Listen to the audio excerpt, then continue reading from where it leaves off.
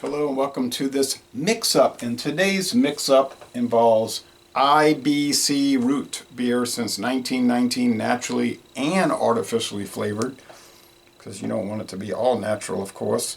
This is no longer independent bottling company. It is now owned by Dr. Pepper Keurig, or Keurig Dr. Pepper KDP. It's certified kosher.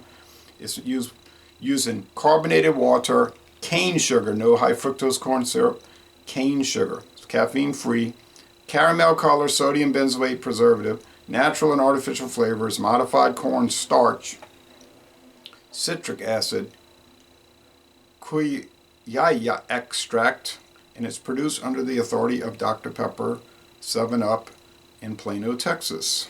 Of Plano, Texas. I don't know if this is actually made in Texas. Okay. It's somewhere in the United States, but it might be from Texas. Now it's going up against Nikolai, or going up, not against Nikolai. That's a taste challenge. This is a mix-up. It's going with Nikolai. It's going in the glass with Nikolai. Introduced in 1941, 40% alcohol. Introduced by Seagram's Company, 1941. Sold to Sazerac in 1989. Still made by Sazerac at Buffalo Trace, Frankfort, Kentucky. This is the green label, which is premium vodka with premium liqueur. The black label is the pure vodka. The red label is the 100 proof vodka. And then you'll see many, depending on where you live, many flavored Nikolai, pineapple, whipped cream, and so forth. All right. Trying to make it look Russian, two-headed eagle, the old Eastern and Western Roman empires, and Moscow claiming to be the third Rome after 1453. Okay, but anyway, it's corn vodka. It's at least 51% corn. That's what Buffalo Trace told me. And I don't know what the premium liqueur is, but it tastes like a vanilla liqueur, like they're using some kind of vanilla extract. It smells very vanilla, and it smells like sweet corn. All right, a little bit of a sip here.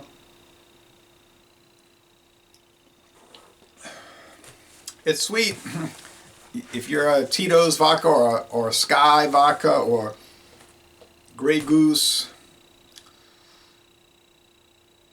or even Taka, regular vodka, this is going to seem very strange to you. It's a little bit strange to me, but it's a pleasant flavor, so I can't take issue with it. But I mean, if you want a unadulterated vodka, you want to make sure you get one that just says vodka, because then you got flavoring already. It could mess up your cocktail, unless you want it to be vanilla oriented, in which case it would work perfectly, and it probably will with the root beer. $8.99 for that bottle at the time of purchase. Now it's going up, but it was $8.99. At Total Wine and More, went up to $9.49. I saw it the other day for $11.99 somewhere. Okay, now IBC. Nice pop. That cap was tight, not a loose pop. They had these on sale for $3.99 at Mathern, so I took advantage. Less than $1 a bottle. Well, basically $1 a bottle, minus a quarter penny. Well, yeah.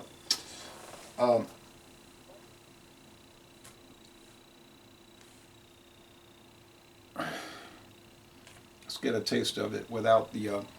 So it smells like vanilla and this root extract. They used to use what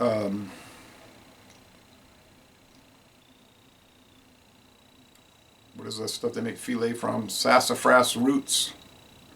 But those are toxic. I don't know if sassafras leaves are toxic, but I don't think you'd want to, be consuming huge amounts of filet.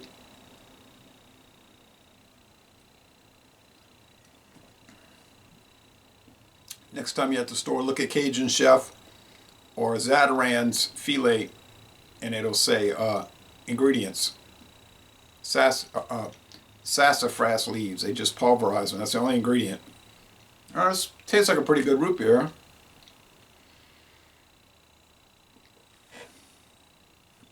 In fact, a very good root beer. Let's see again.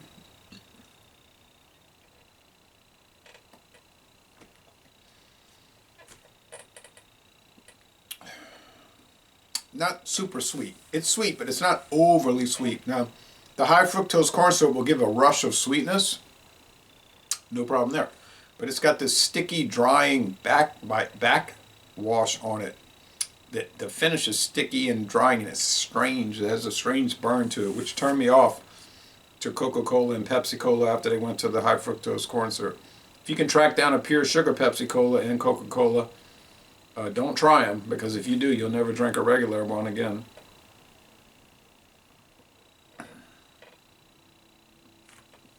It is a 12-ounce bottle.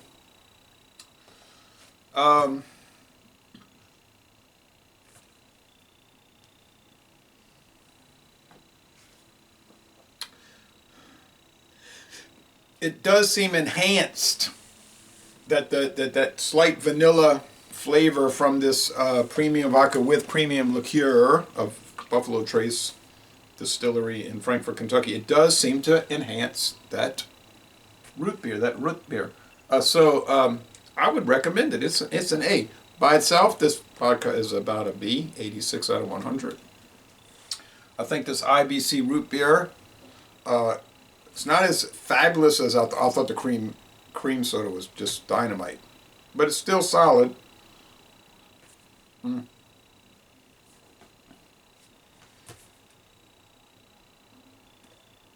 thought Frosty was better. But I'll go with a 90. Frosty from Detroit, Michigan. This is from maybe Plano, Texas, if that's where their production facility is. Might just be corporate offices. But whatever the case, 9 out of 10. A minus. So A minus on the formerly Independent Bottling Brewing Corporation, Bottling Company, now wholly owned subsidiary of Keurig Dr. Pepper, but still 90 out of 100 and 86 out of 100. And now the next taste challenge. I keep saying I do a lot of taste challenges where I see which product is better, blind taste tests with different liquors. And I'm working on bourbon right now. But I'm sorry, the next mix-up is coming up very soon. Thank you. And I'm going to say laissez-les, bon temps relais. Y'all take a trip to Frankfort, Kentucky and tour the Buffalo Trace Distillery.